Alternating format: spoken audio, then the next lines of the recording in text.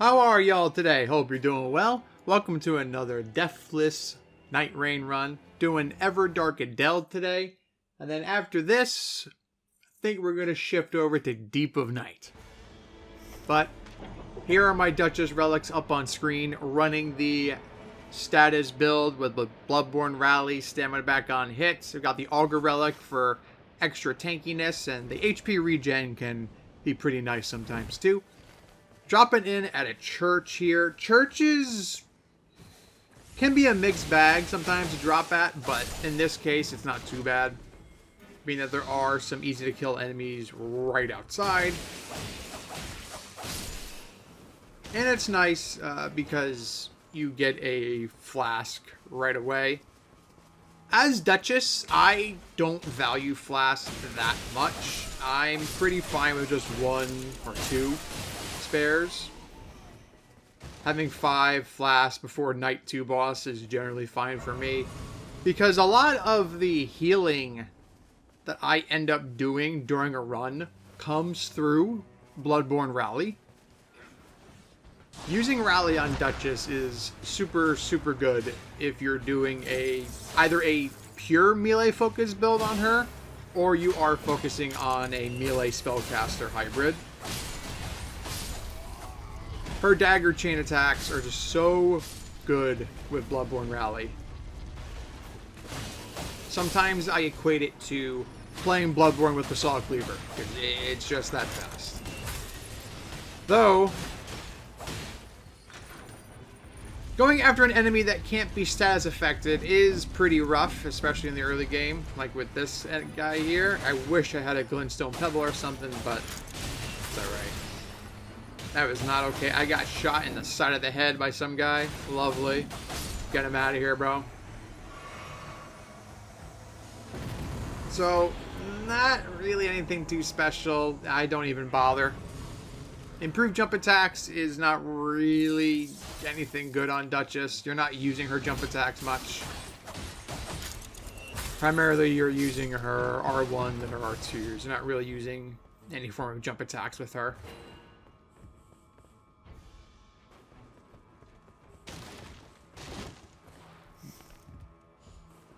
I was really trying to think what items I wanted there.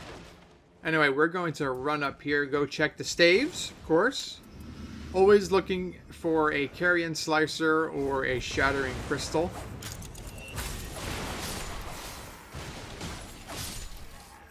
Check the chest for a Stone Sword Key, which, nope, do not get one. We'll grab the Boiled Crab, though. That's 20% physical damage negation for 60 seconds. Which can make the difference between getting KO'd or not, you know? Especially in this game where a lot of bosses will typically only last a minute anyway. Ah, see that? Whew, that's a good staff, man. Shattering Crystal with improved damage at full HP. Beautiful thing. Also has a Meteorite of Estelle, which I feel like is much better on Recluse than it is Duchess.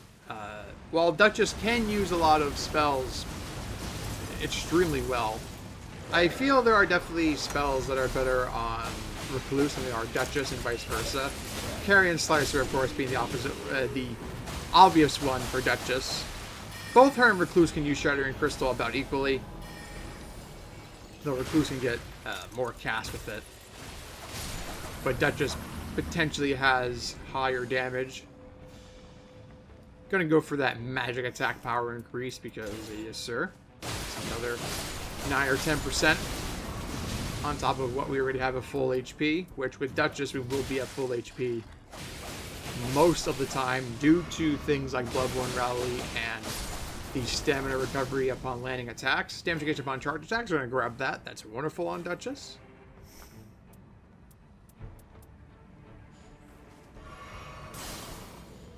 So, in my last video, I got a really good comment which asked, why am I not using the Caligo relic on my yellow slot in this build? I absolutely can.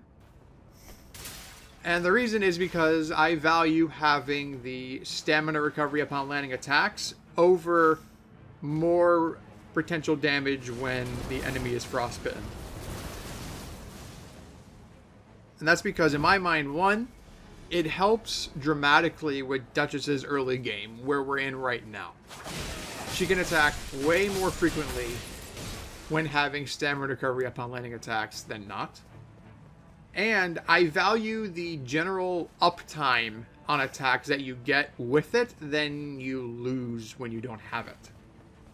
Really, playing Duchess for so long with stamina back on hit and then switching to without it, it feels terrible, to be honest. So what I lose in extra damage, what is it, a 10% damage increase when they're frostbitten? When you have Caligo Relic?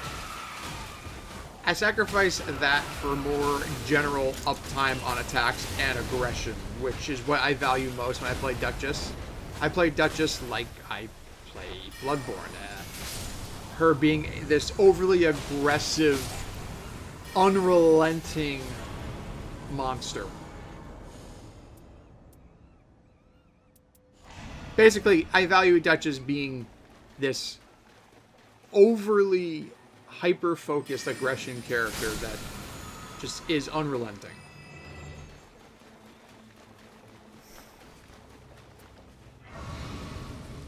It's why you'll get stance breaks more often than you think with Duchess, because she's so unrelenting, you know. I remember when this game first came out, a lot of people were saying that, oh, Duchess can't stance break, but no, she absolutely can. You just have to play her almost like you're playing Bloodborne. And that's if you're going into a melee-focused build, which, with my relic setup, it definitely is built for melee focus, but you can still go into spellcast, like we're seeing right here. Boom. And another Shattering Crystal. Get him out of here. Gonna grab the Smithing 2. We have a Smithing 1 and a Smithing 2. We're absolutely going to use the 1 on the dagger and the 2 on the Shattering Crystal. So here, of course, I'm looking for damage negation passives, improved negation of full HP, successive attacks negate damage, especially. We have damage negation upon landing charge attacks, which is great. I don't think I get successive attacks negate damage during this run, which is very unfortunate. It's always unfortunate. But it is what it is.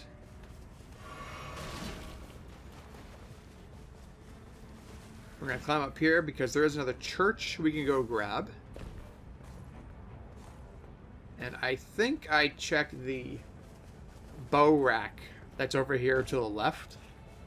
I like to check it because sometimes you get good passives for it. Nope, okay, I didn't check it. Probably didn't want to waste the time, just go straight to castle.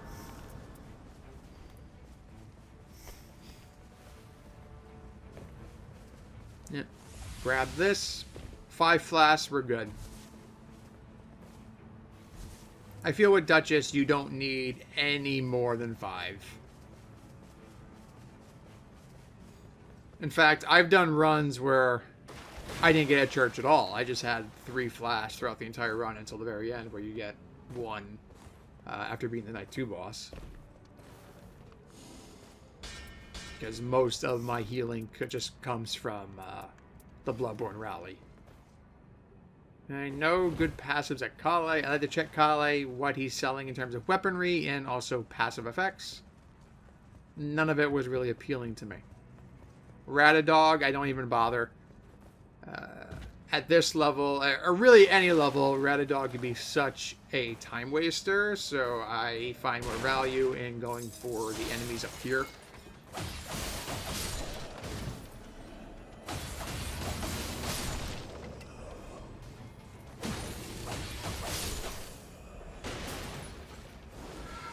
Pop the invisibility here, and we're going to do some backstabbing. Boom, boom, cross, bleed, restage, dead. Said dead, there we go. Rally that health back. Cross, bleed, and almost dead there, but if the dagger was purple, that that would have got him, but yeah. And we're gonna backstab. Go for some Shattering Crystal, but I get smacked out of it. Alright. Also, it's good to note that Rally works on spells. The low profile there on the Charge R2. I love Duchess' Charge R2. Yeah, like right there. 2 attacks. I managed a low profile. Please do not sleep on her Charge R2. It's so good. Improved sorcery and incants. Grab that. Jumping up here to check the chest. Again, looking for good passives. Passives like improved negation of full HP and successive attacks I find way more worth it than an actual level or two. But unfortunately, I find nothing. Improved guard counters, that would have been amazing if I was playing as Guardian or Executor. Weird jump there. Chilling Mist does cause these guys to flinch, which can be really nice. I'm gonna get hit for that, yeah. This guy lunges so far, you. Get the charge attack damage negation up. Frost Bleach should be coming. Huh? It's a little late there, but another improved sorceries and incantations. That's okay. 14%. On top of the 10% we have at full HP, and then the additional 9% from what weapons we're holding. And dodge. Get that backstab. And we're just going to get him out of here. I like the two-handed dagger here because proccing the Frost and Bleed when you're two-handing is more predictable and consistent. One-handing and two-handing is a little weird in this game, I've noticed. Maybe it's the same way in normal Elden Ring. I haven't really done much status builds in normal Elden Ring, I will admit.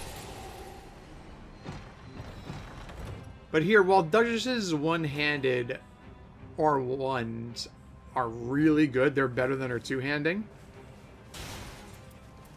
When it comes down to proccing status effects in certain situations, it's better the two-hand because you do get them closer together, you know? When I'm two-handing, I tend to get Frost and then Bleed almost immediately right after, which helps to then just restage both. But when I'm one-handing, there are times where I get the Frostbite really quickly, but then the Bleed is just a little bit too delayed for both to be in the restage window. Sometimes. Most times not. Like, because it is a 3-second window for the restage. So most times I can get Frost and Bleed to proc near simultaneously when one-handing.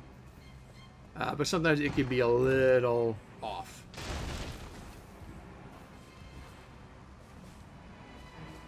Skill attack power doesn't really matter. We're using Chilling Mist. I'm just checking all this stuff here, you know. See if I find any good. Sitting on some nice bank though, and that'll get us up to level 9. Pretty nice. May as well destroy these other enemies. Every little bit helps.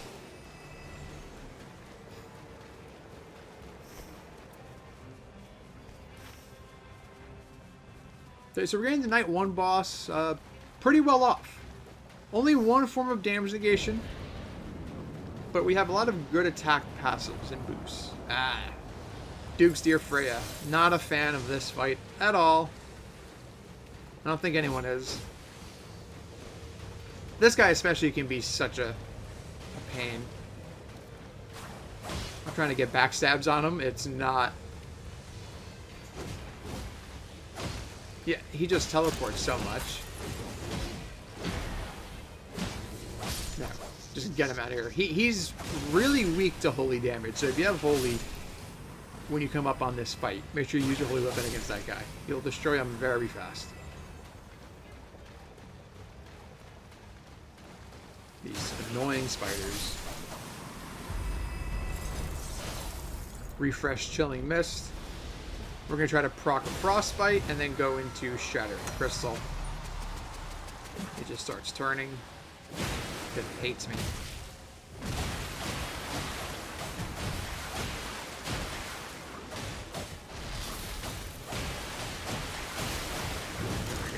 Get the frostbite, restage that.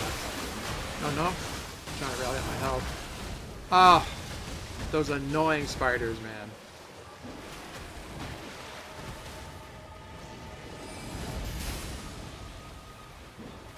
I'm using the... You see how I'm using Duchess's dodge to quickly close in space there?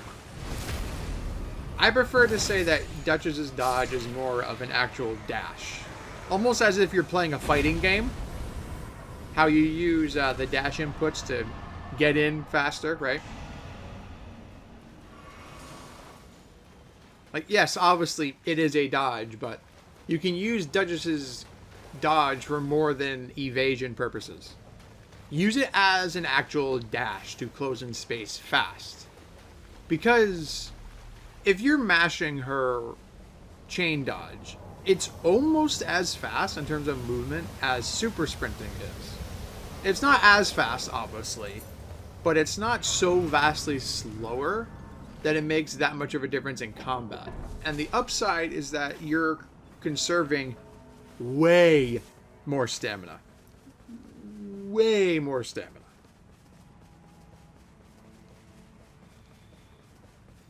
Okay, we're gonna pop open this jail, and what comes out? A Godskin. A lot of runs I've had, it's Godskins, honestly. I've gotten really lucky with that. Ow.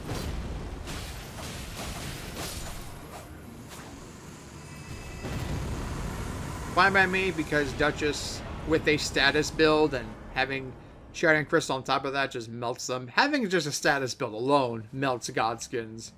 Frost and Bleed, that is. But having Shattering Crystal on top of it is pretty diabolical.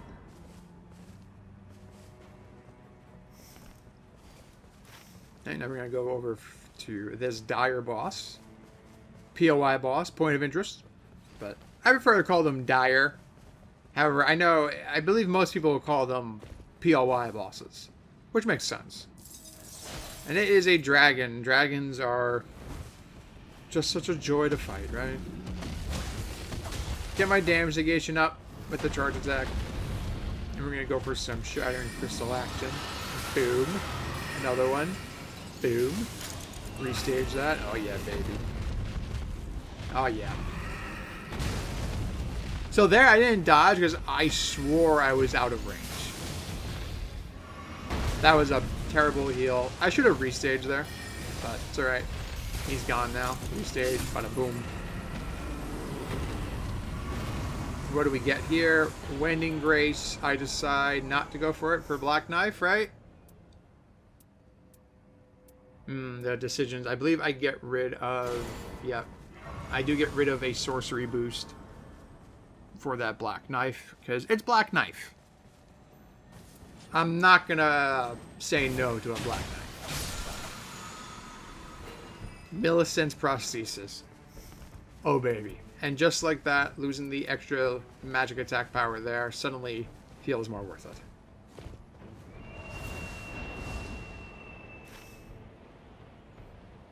So, going up to the next ever jail. I forget what this is, but my current plan is go to that ever jail, hit up the township, or as I just call it, Super Kale. See what he's got. And I'll hit some more dire bosses. We're going to drop on in and trying to see what the boss is down here, but yeah. The biggest thing about Nightreign is routing. A lot of people, when they first get into this game, struggle with routing. I know I sure did. I was terrible at routing. I tried the backstep route. Every time I try to backstep things, it just doesn't go right. What we got? Ooh, that is a nice seal, man. But I don't go for it. Yeah, a lot of people, especially that are new, struggle with routing. And routing takes a bit to get used to. It's a learned skill. It's something that you just have to develop with time. And I have a lot of hours on this game, and I don't think my routing is perfect by any means. But the most important thing, if you don't really know how to route, or in general you just can't think of really where to go, just go somewhere. Just go somewhere. Don't stand there and go, and think about it. Just make a decision in 5 seconds. If you're taking longer than 5 seconds to make a decision, then just go somewhere. It doesn't matter if it was unoptimal or not, just go somewhere. Because the more time that you waste thinking where to go, you could be using that time just actually going somewhere and either getting more runes or killing something for another passive. Anything to make your character stronger. So I have just enough to buy the Dragon Crest Talisman, which I absolutely am going to do. But I am checking these for successful attacking damage. Oh, I do see Purification of full HP, which I take over Dragon Crest. I think I do decide to throw away that, yes. So some may say, why did you give up more attack power for damage negation? Honestly, I like the comfort that the extra damage negation gives me, and plus, I'm feeling pretty strong right now anyway.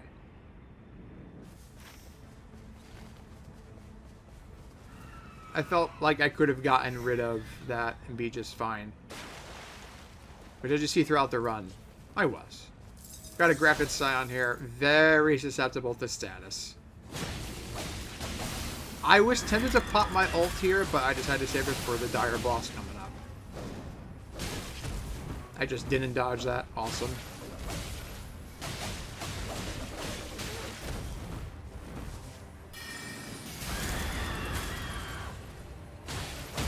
Grafted Scion is a corny enemy. The fact that this is the first enemy encounter you have in normal Elden Ring is... okay. That's just funny.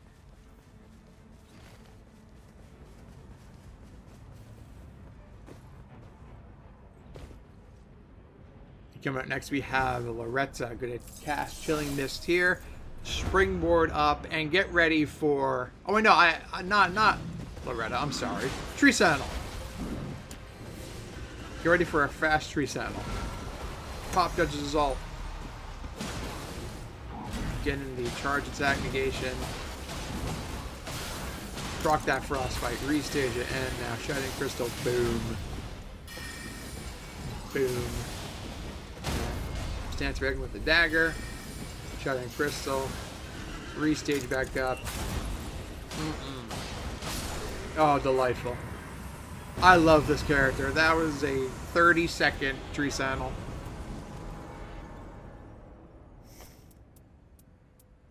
I was considering spell FP cost, but I decided, nah.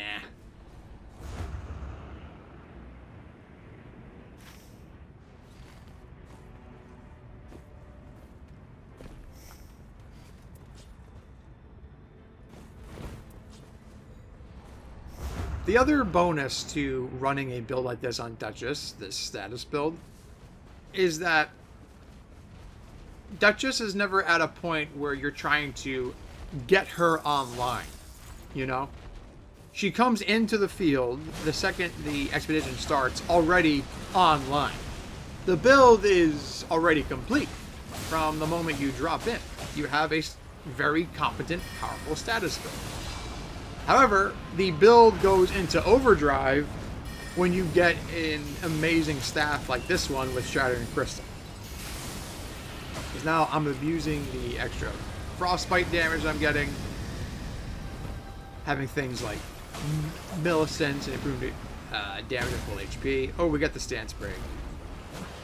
I didn't get the R2 there. So they go for the crit and not the Shattering Crystal on the stagger. That probably would have been more damage going for the Shattering Crystal while it was staggered. But it's alright. Get him out of here.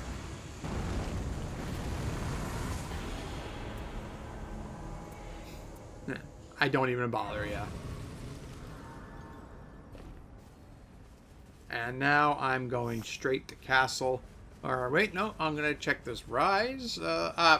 Very easy solution, just run through the door. Yeah, I just snag up a Starlight Shard, and I'm out. I don't care about one. I don't care about another staff. I have my staff. Oh, that is a Draconic up there, baby. I would definitely fight that over Ratadog. Let's see what this Scarab gives us. Bada bing.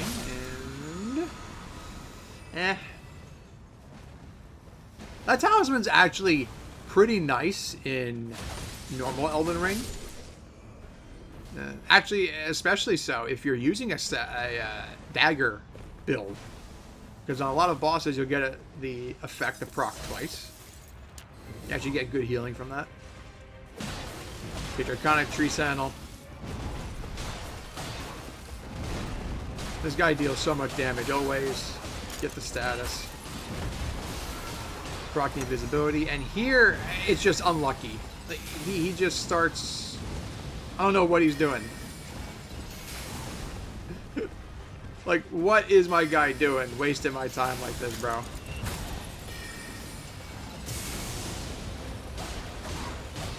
He actually would have been dead by now. He would have been dead by now, but yeah.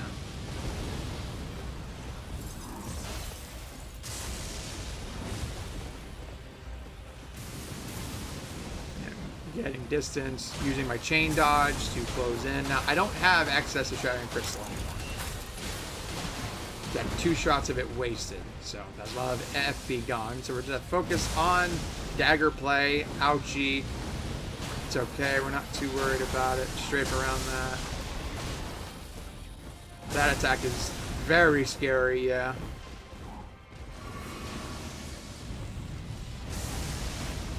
He gave me some headache here.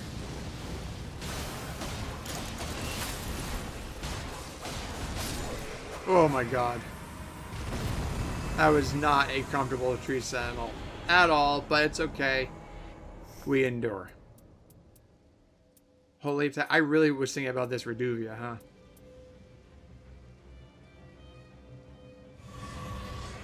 Yeah. Do I not get the critical hits restore HP?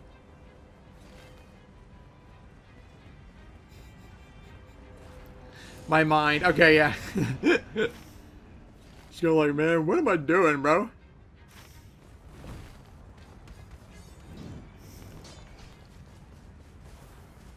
I decided to grab it, yeah. I mean, I'm not going to be at low HP ever, really, so. And if I am, I'm not going to stay there.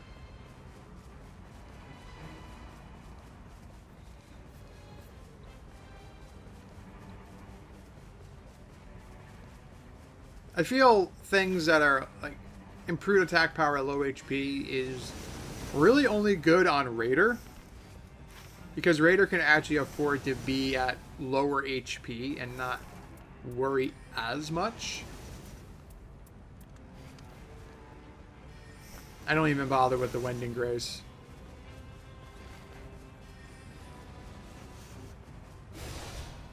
Everdark Adele is a Night Lord I'm very comfortable with, so I didn't find a need to go for the Wending Grace. At least not that one. I do think I buy the other one that's in the Spirit Shelter.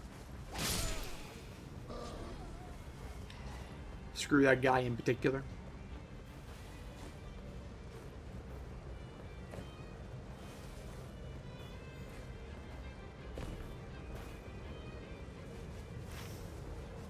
Yep. Don't even bother with the church. Don't care. Don't need it. Checking for hidden chest. Nada. Oh, good. Oh, wait, no. Do I go for the church? I do. Okay.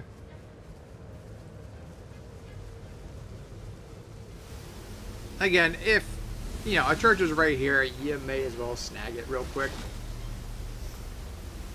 Do it, especially before it fully closes, because they did change it to where you do take way more damage in the rain once it's fully closed at night too, so.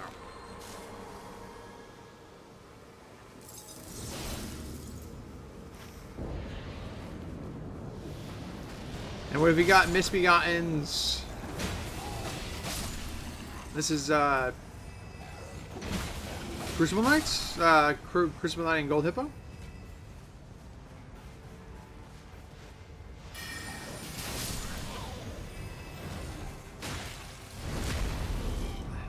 The movement on Duchess, man. It really is hard to go to another character once you play so much Duchess. Trying to find this Crucible Knight. Okay. I think I tried to backstep that. Aura Farm failed.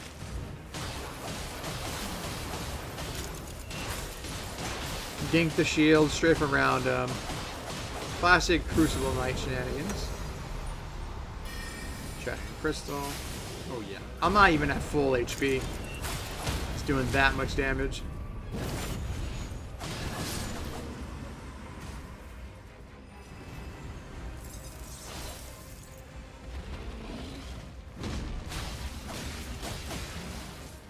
He's gonna slam again. Just out of range for that charge attack. Duchess's Charge R2 goes very far. I'm trying to get that Frostbite. There we go. Gonna restage it. Rally up my health back. And Shattering Crystal. That wasn't even charged. Shattering Crystal really is a funny spell. I think I am in agreement at this point that Shattering Crystal is probably the best spell in the game.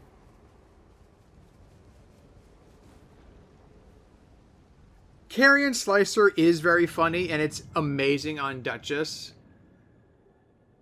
I've been kind of at that point where I value Shattering Crystal even more than a Carrion Slicer. I mean, if I have a Recluse and she has a Carrion Slicer build, I'm sorry, a Shattering Crystal build, and I find it, I'm going to give her the Shattering Crystal. Now, I would hope if she finds a Carrion Slicer that she would give it to me. But, you know, can't always have a happy world. But in that scenario, I'll go for Carrion Slicer if I find it. If not, I'll stick to Status Dagger stuff. It's fine. Duchess doesn't need spells to be powerful. Just, again, with this build is already online from the moment you drop in, but having a great spell puts Duchess in overdrive. And I get slammed by that. Okay, Adele, Everdark Adele. I really like this boss. The fact that Adele was the first Everdark is kind of crazy to me because he really set the bar for the Everdarks high. And then after him, we had Everdark Darkdrift Knight, which set the bar even higher. You know, the first 2 weeks was banger after banger. And then I felt the other bosses afterwards were not as good until we got Everdark Gladius. You know, Everdark Noster and Augur. I'm not super crazy about it. Shining Crystal here. So much damage. Adele does run around a lot, though. That is a complaint many people have about this boss, is that he runs around a lot. With Duchess, I don't mind it, because you'll see me do it. Probably already saw me do it. I'm just spamming back dodge here, because you can. Duchess back dodge is ridiculous. But I use Duchess chain dodge to close distance instead of super sprinting. You'll see how much stamina it just doesn't use. It's very stamina efficient. I mean, he'll also be coming back to you, so just wait. Like, don't need to chase him.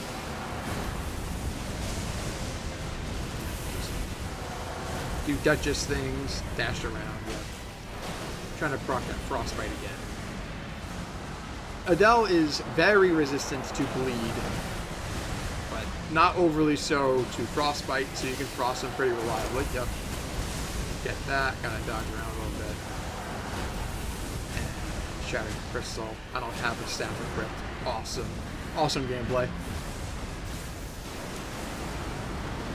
I like it when he does this. Get ult gauge faster.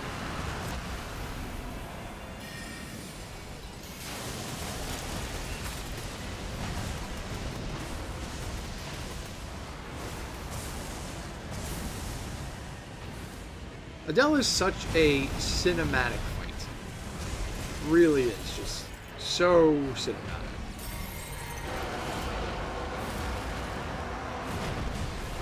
Charge that negation back up. Had that the entire run. No reason to get rid of it.